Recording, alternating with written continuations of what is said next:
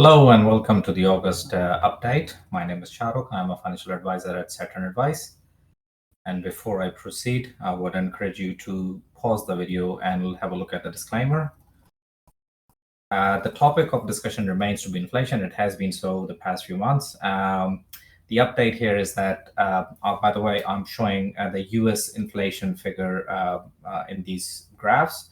The top left is over the last 5 years, and you can see that it has remained around about 2% and dropped down post-COVID, and then had a really sharp rise up until this recent data out of the July inflation data, which was below expectations. And the bottom right graph is showing the same information, but over the 12 months, the past 12 months. And you can see it was rising consistently until April took a bit of a breather. I would like to point out that the US central bank decided to increase interest rates for the first time in March.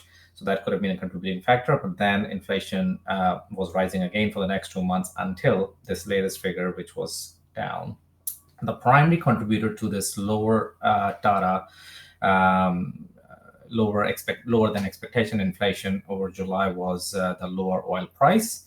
And we certainly have seen that it is slightly less painful to fill up the tank at the gas station now compared to, say, 2 months ago.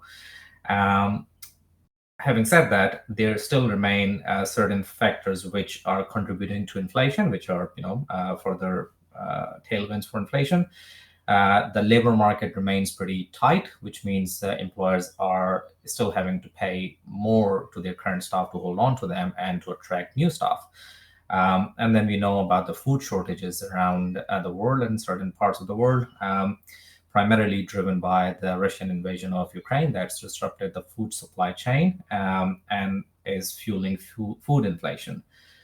The new development that I would like to point out is that that pent-up travel demand, which saw a spike over the past few months and resulted in really high airfares as well as prices for car and hotel rentals. That pent-up demand may normalize over the coming months. We are witnessing some very initial evidence of that. But that's a normal course. That's the normal expectation anyway. So if that is happening, that's good news if you are looking to travel over the next year or so. Airfares and hotel and car rentals may normalize in terms of their prices compared to the recent times. So what does that mean? Has inflation peaked? Now, I have been very clear in my views over the past few months that I expected inflation to peak sometime this year, later part of this year, and we are pretty much there. So in my view, this could be the initial indication that inflation indeed may have peaked. We might have seen the worst of inflation.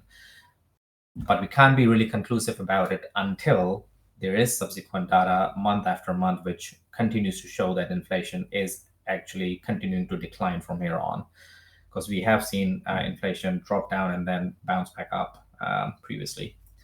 Now, what's next? While I do believe that inflation may have peaked, I want to really highlight here that inflation still is way, way higher than what the central bank's target is. So, for example, I'm looking in the US.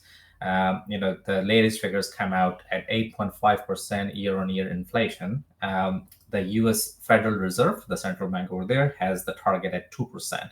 So still, despite inflation coming down, it is still markedly higher than where the central bank wants it to be. What does that mean? Interest rates have been rising, and I do believe that that interest rates will continue to rise over the short term, at least, until the central banks have the confidence that inflation is back under control. So when I say interest rates will continue to rise, will they continue to rise at the rate at which they have been rising? Perhaps not. Perhaps this latest figure has given some room for the central banks to ease up on the pace of increases for interest rates, but I do believe that they will continue to raise interest rates. There is one more inflation data that is going to come out in September before the US Federal Reserve decides on the next interest rate move. If that September figure also comes out softer, then I think there will be a 50 basis points increase. But other than that, it could again be another 75 basis points hike in September. But having said that, I think interest rates will be raised up to a point where central banks will feel that inflation is unlikely to go higher and it will continue to come down. And then they'll hold those rates at that level until inflation falls down to a more palatable level. And what that level is probably hard to say, but in my view, probably 4% or lower. At that point, interest rates may be dropped again to a more long-term normal. But how has share market behaved? As I have explained previously, and pointed out that share markets are always forward-looking. So share markets were forward-looking, and they have rebounded from the low about 2 months ago. 2 months ago, I've shown here the S&P 500 and this bottom left graph. S&P 500 mid of June was about 23% down from the start of the year. As a result of the recent rebound, it is now down just about 10.8%. Where to from here? Are we out of the woods?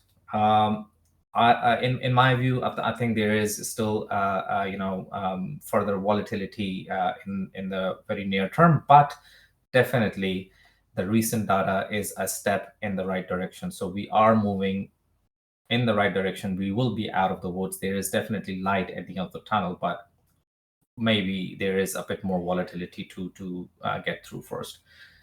What should an investor do in this environment? I have talked about inflation benefits businesses with pricing power, utilities I have mentioned before. What I have added here is luxury brands. Think of it this way: if someone is a regular customer of Louis Vuitton, and they can't spend 20 grand on a handbag, would it really matter to them if that handbag is now priced at 22 grand? Probably not. They'll still buy it. And same things like, for example, someone who's into sports cars, supercars. Ferrari, for example. If someone is willing to spend about 400 grand on a car, if that car is now costing him another 30,000, big deal. They'll still spend it. So these are the businesses which will be able to pass on the effects of inflation to their customers and not risk losing, on the sales front. And then the non-cyclical sectors, consumer staples. Think of supermarkets. People will still have to feed themselves, so they will still spend money on the supermarkets despite inflation. They'll cut down on the new dress or the new shoes or upgrading the cars. So used automobiles, for example, would get hit negatively with inflation. Healthcare is again something, if you fall sick, you will still need to get some healthcare attention. So that is pretty defensive. High cash flow generating businesses are better placed to weather these turbulent times. And businesses with strong balance sheets, i.e. low debt, will be in a good position to get past this and come out stronger at the other end. What I've also added here is businesses driving secular growth, example, technology. Now, I'll be very careful about this. Technology is a term that can be applied to a million types of businesses in the present day, but I'll be very specific. It's technology businesses which are involved in the shifting of industries. So shifting as in shifting to be more efficient, or shifting to attend to a change in consumer preferences, for example. So any technology business which is either facilitating that shift in the industry or is originating that shift, well, those are the technology businesses that have long-term growth opportunity and are the businesses that you would want to invest in. Now, if all of that seems really cumbersome or a bit too much, a bit overwhelming for you, please talk to us. We are the experts at this. We do this for a living. This is our day in, day out job. So we are more than happy to talk to you about it. Before I close out, there is just one more thing that I want to show, which is this graph. This is one of the most powerful charts, and I have shown this before, but again, it comes back to the markets go through these downturns again and again. This is the S&P 500 going back the last 80 years. And again, these blue mountains and hills are when the markets have rebounded, and the yellow valleys are when the markets have fallen by at least 20%, which was the case this year.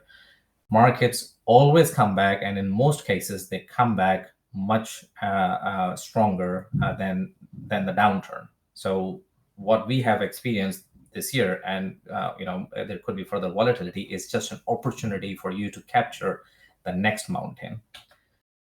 With that, I'll end the video, and if you have any questions, please feel free to reach out to me. The business details are also there if you would like to get in touch with us. If there's a specific topic you want me to address at the next video, please do let me know. Until then, take care.